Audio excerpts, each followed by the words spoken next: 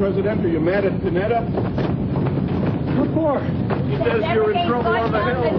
Hold off on your health care. Is that true? Boy, you can say that again. He is in big trouble. In fact, let's say that again. Let's roll that back, Chip, if you can. A little further. Keep going a little further. Roll back a little further. Now, ladies and gentlemen, we played this. They showed this to me. By the way, welcome to Rush Limbaugh Show, Day 98 here, the Raw Deal and all that. They showed this to me in our production meeting today, and everybody kept saying, listen to Helen Thomas, listen to Helen Thomas. And I kept saying, I can't hear Helen Thomas because you people are talking. And they said, just listen to it. Now, and I had to listen to this 2 or 3 times. I want to play this for you again. And Chet, I may have to ask you to roll this back again just so people can hear this, because there's one female voice asking or shouting questions at President Clinton as he goes jogging. But by the way, where is the jogging track? Here he is. He's out there again on the street. That jogging track's up to $50,000. Here he is jogging out on the streets of the city. We've been had. All right, roll it again from that point. Now listen for the female voice, if you can hear it. What for? He says you're in trouble on the Hill. Hold off on your health care. Okay, did you all hear it? Okay, we got to do it one more time. This is tough to hear. It took me 3 times to back it up, roll it back. Oh, I'll tell you, if that were just real, you know, backing up and out of the scene. Have you got yourself a date, Billy boy? Billy? Okay. Roll it again from that point. Listen to the female. It's tough. He says you're in trouble on the Hill. Hold off on your health care. Did you hear it? I'll have to tell you what it is. The questions are, Mr. Perot, you mad at Panetta? And he says, what for? What for? And then she shouts, because everything's going down the drain. And it is.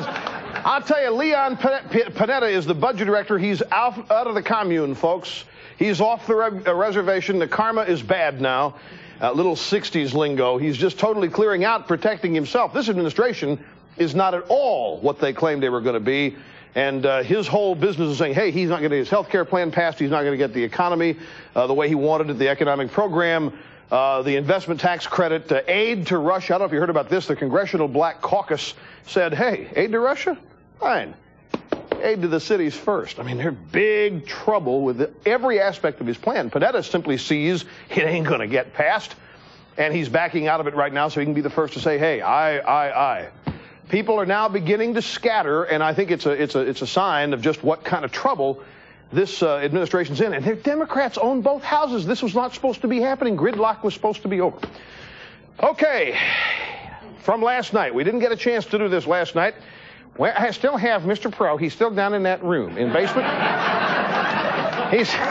He's still down there. That crazy ain't in the basement. Nobody wants to talk about it. We're going to bring him up tonight. Welcome him to the truth again tonight. Here's the president. More on Bosnia. We sent this, by the way. This is the president. We've got a close-up here of him in he's got a car, some kind of, it's a Mustang, isn't it, or a Vet? Some old antique car. It's one of his proudest possessions. And this is just a close-up. We'll have more on Bosnia, people's opinions from on the street here in New York, whether we should go there militarily. And there it is. There's truth about that. So before we go to the rest of this, I want to show you again from the latest issue of TV Guide. I'll tell you, we continue, ladies and gentlemen, here to make progress. Roy Rogers was asked, what TV shows do you watch? And there is, so funny, what are they missing? Was it funny the way I unbuttoned my jacket? Okay, now the last time we did this, we showed a clip of Chuck Woolery.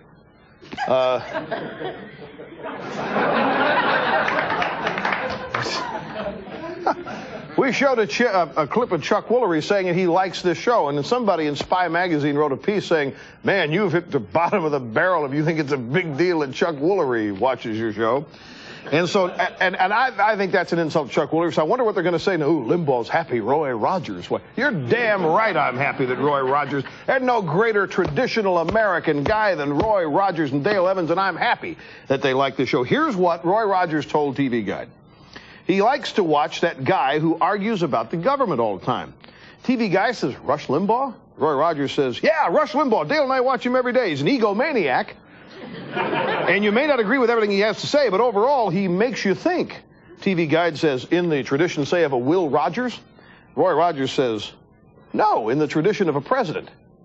The TV Guide guy, picking himself up off the floor, says, Rush Limbaugh, president? And Roy Rogers says, sure, he's taught me so much about politics that I can't help but think our government would benefit by paying some attention to him. So we're proud Roy Rogers listens to us. Absolutely. Okay, folks, stay there. Ross Perot out of the room in the basement when we come back. Right back after this.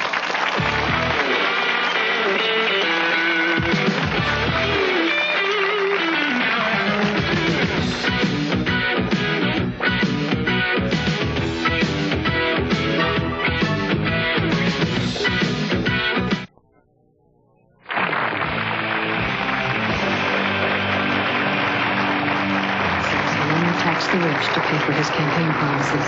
But here's what Clinton economics could mean to you. $1,088 more in taxes. $2,072 more in taxes. 100 leading economists say his plan means higher taxes and bigger deficits. $1,191 more in taxes. $2,072 more in taxes. You can't trust Clinton economics. It's wrong for you. It's wrong for America. There you have it, folks, a George Bush TV commercial during the campaign last year. It was October of 1992. We've played that commercial for you time and time again since then to remind you of just what was said about what the Clinton economic plan would cause, rising taxes on the middle class. Now, of late, Mr. Perot has all of a sudden swerved into the truth. And I have a lot of people saying, because they heard me talk about this a little bit on TV yesterday and radio, I got some mail from people in conferences. Hey, Rush, I hear you softening your views on Perot. Am I hearing you right? You gotta understand, I never had anything personal against Mr. Perot. I don't have anything personal against anybody. I welcome anybody and everybody to the truth. I'm not alarmed that Mr. Perot is on our side. I'm glad he's finally joined us. Mr. Perot has known what he is saying, ladies and gentlemen, for the last 6 months, like all of us have known it. Perot knew last fall what the Clinton campaign plan was going to do, the economic plan. Perot knew all of this. Perot wanted to pick the president. And he didn't like George Bush for a whole bunch of reasons, and chief among them was a misunderstanding they've had over a POW issue, an MIA issue in Vietnam. Now, while I welcome Mr. Perot to the scene, and I'm glad that he's on our side, there's nothing wrong with United We Stand joining EIB. That's quite an awesome political force. It really is. I still think it's important to point out to those of you in United We Stand that your guy has known everything he's saying. He's been on Meet the Press this past Sunday. He had his TV commercial on Sunday night. He's on a media blitz now, and all of a sudden he's criticizing Clinton. And I just want to remind you, and I'm going to show you here in just a second, there has been throughout the campaign, through the inauguration, through the beginning 100 days of this presidency, there has been one unwavering, piercing voice that has not altered itself from the truth, that has not been influenced or intimidated away from the truth. We have not here gone off the beaten path from the time this campaign began. This show and I, Rush Limbaugh, the doctor of democracy, have relentlessly pursued the truth. And each day we have found, I just want to remind you about this because character matters. And Mr. Perot, while we're glad to have you and the influence you bring to all this, the simple fact of the matter is you knew way back when that what you're now saying was true then just as it's true now. Now let's show you some things from the past. Let's show you Perot. Is this from his commercial or from Meet the Press? This is a Meet the Press clip from last Sunday that relates to Clinton's tax plan as you just saw the commercial. Watch this. Never tax anybody under $200,000. That was his campaign pledge, right? Now, when President Bush ran ahead saying he would have to tax people down to $36,000 to make his plan work, he came back and said it was a shameless lie. That's exactly that was Clinton's reaction. Now then, he admits he's down to $30,000. In fact, he's down to $15,000 on single people. Hey, great. Glad he's saying it. We said it last November, last October. Dan Quayle said it during the debates. And I'll tell you something, folks. The way the press treated that commercial that we just showed you, well, let's go back Let's go back on this very show. Let's go back to February 17th of this year. Let's go back into our own archives once again to prove that we're not latecomers to the truth. We are perhaps maybe not only defining it, but single-handedly reminding you of it. Here is this show, February 17th of this year. It won't be painless, but we've got to get the job done, but not by raising taxes. Mr. and Mrs. America, when you hear him say, we're going to tax only the rich, watch your wallet, because his figures don't add up, and he's going to sack it right to the middle-class taxpayer. And there, I mean, thank you. That, ladies and gentlemen, that's from one of the presidential debates. And that's just another example, and there are hundreds of them. We go back to, not just through the campaign, but through the primaries. We can go back and find all kinds of examples of people like the president, people like me, telling you that what has happened was going to happen, and you didn't care about it, and you're about to get soaked now. And so we think you should care about it for the future. That guy ought to be listened to by a whole lot more people. And we'll be back right after this.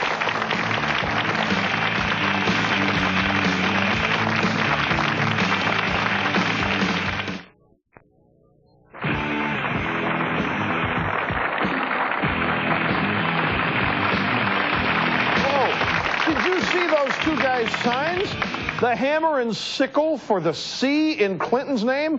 You know, I was talking about Panetta today on my radio show, and I got a call from a woman who used to live in Great Britain who now lives in New Jersey, and she thought I was too soft on him. She started calling them communists and maggots in this administration. And I said, Madam, I have to draw the line. I can't go along with their maggots. You know? He was serious. I'll tell you, there is a lot of pent-up anger, distrust, and I dare say a dislike for this administration and I think President Clinton personally. All right, Bosnia is a subject that is continuing here to grow bigger and bigger every day. We sent our cameras out today to just interview some people on the street. We call these in the TV business MOS. When you hear me say, we got an MOS coming up on tonight's show, it means man on the street. And man means human, okay, ladies? Generic and nothing gender specific about it.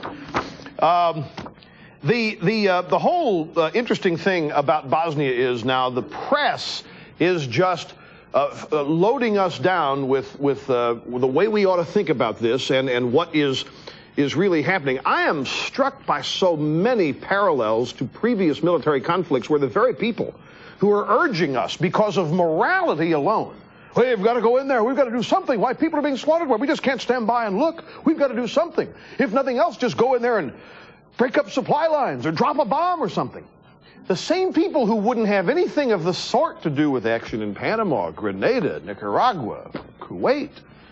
So I'm struck by that. So the first thing we want to do, a lot of people are questioning the president's qualifications here. As you know, a man grew up in contempt of the military and the use of force, but there is prior military experience in his background that we've all forgotten. And I'd like to once again go back to the archives of this show, ladies and gentlemen, to show you October 6th of 1992. Here we go. I think it would just play perfectly if he said, well, I have traveled to the Soviet Union and I have met with people there and I have had foreign policy experience. Because up till now, his only, listen to this, let me put it in perspective for you. This is so good. His only qualification that he's offered for being commander-in-chief is he deployed the Arkansas National Guard. Remember that? He did. So let's not be too quick to condemn this man's ability as commander-in-chief because he did deploy the Guard 2 or 3 times to unplug some water fountains at grade school. Man on the street, here is what they had to say today about armed intervention in Bosnia. Would you support sending ground troops to Bosnia? I think I would. I think America has to stand up for freedom and democracy. Yes, I would. I think that the fighting's gone on long enough. I think it's time that we sort of try to get that issue cleared up over there. There's no reason for it. We pay the taxes to send them over there. They want to have their own people fight for them. Would you support sending ground troops into Bosnia? Yes, I would. For the atrocities that are going on there, it parallels too much to what Hitler tried to do with the ethnic extermination of the Jews in Germany. No. Because I don't feel we should get involved in other people's problems. Mary Jo, about a few. The Bosnian people, they've been fighting each other for so many hundreds of years. I really don't see what we are going to do sending our guys over there to get killed. We have to find better roles for armies now and not just send them over to go kill people. You know, I think times have changed. This country has been in support of Kuwait and Panama and all these other people, but genocide is going on in what used to be Yugoslavia now, and I think it's our responsibility as Americans to protect those people. I don't think that a land war in Bosnia would be particularly effective, and it never has been. During World War II, we were, you know, anybody that tried it, nothing happened. So I think we're better, if we're going to do anything, it would have to be aerial, and I don't even know how effective that would be at this point. 4 of those people need to be responded to. Who better than I to do it? And so we will after this break. Stay right where you are.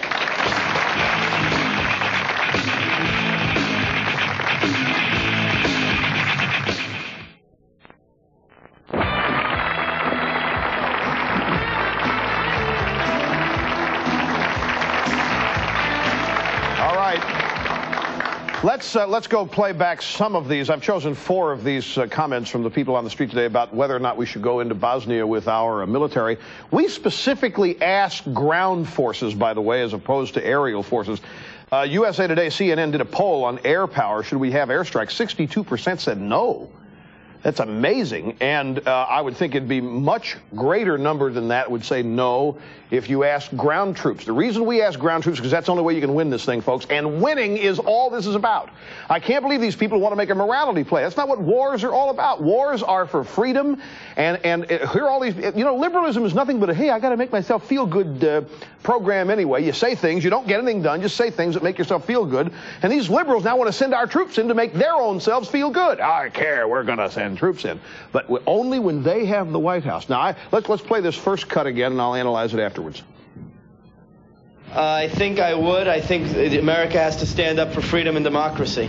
This is not about democracy over there. There's nothing to do with democracy. There is the issue of freedom and freedom being denied. And if that's what we're going to do, fine. We've got to define a mission. We can't just send troops over there and hope that our presence scares these people. These Serbs are not going to be scared, especially, I mean, can you imagine Bill Clinton and the U.S. Army is coming? You'd expect anybody to be frightened by that prospect? So we're going to have to set up a mission. We're going to have victory defined so that we can assume when it's over and get out of there. Otherwise, we're going to be mired in a quagmire and a morality play that's not going to have any end. Here is comment number 2 I'd like to respond to. Take a look. The Bosnian people, they've been fighting each other for so many hundreds of years. I really don't see what we are going to do sending our guys over there to get killed. That's true. The Serbs have withstood 1,000 years of wars. They're a tough, warrior-like people. And what can we do to stop it? And especially, you don't see any of the European nations wanting to go in and help. That's a consideration that ought to be taken when plotting strategy. It's a couple of more cuts I want to play. Here's the third. Take a look. We have to find better roles for armies now and not just send them over to go kill people. You know, I think times have changed. That is total ignorance. There is just no other way around. A better use for armies now? Let me tell you, there's one reason, only one reason for armies. Well, actually 2. To kill people and break things. And I'm sorry if the hard, cold reality of that bothers you, but that's all armies are for. It's not a social playground. It's not a place so Pat Schroeder can get herself a general's star on her lapel. It really, and for these people, yeah, well, we got to find a different role for the military. That's people have got to be made to understand that there is a single salient role for the military. And we now have a bunch of people who don't understand that. And if they were made to understand, they would disapprove of it. Now, we are not an aggressor, and if we went into Bosnia, we would not be an aggressor. We would go in as a defender, and we'd have to roll these aggressors back. The aggressors set the rule. It wouldn't be, or make the rules, and it wouldn't be pretty. So I think there's a lot of misunderstanding about this, and I would urge you all again to, I'm not suggesting we shouldn't do it, but the mission has to be defined. Victory has to be clearly spelled out so we can achieve it. Back with our next show soon. Stay right where you are. Don't go anywhere. Services provided and promotional fees paid by the following.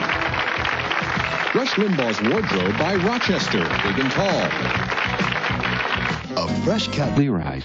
Send your Rush video to the Rush Limbaugh Show, 515 West 57th Street, New York City, New York, 10019. Tonight at 9, Kane takes on a gang of thieves on Kung Fu. The legend continues. Then at 10, find out how much your world has changed today on Real News with Ross Becker and Vicky Liviakis. And now, the Montel Williams Show is next.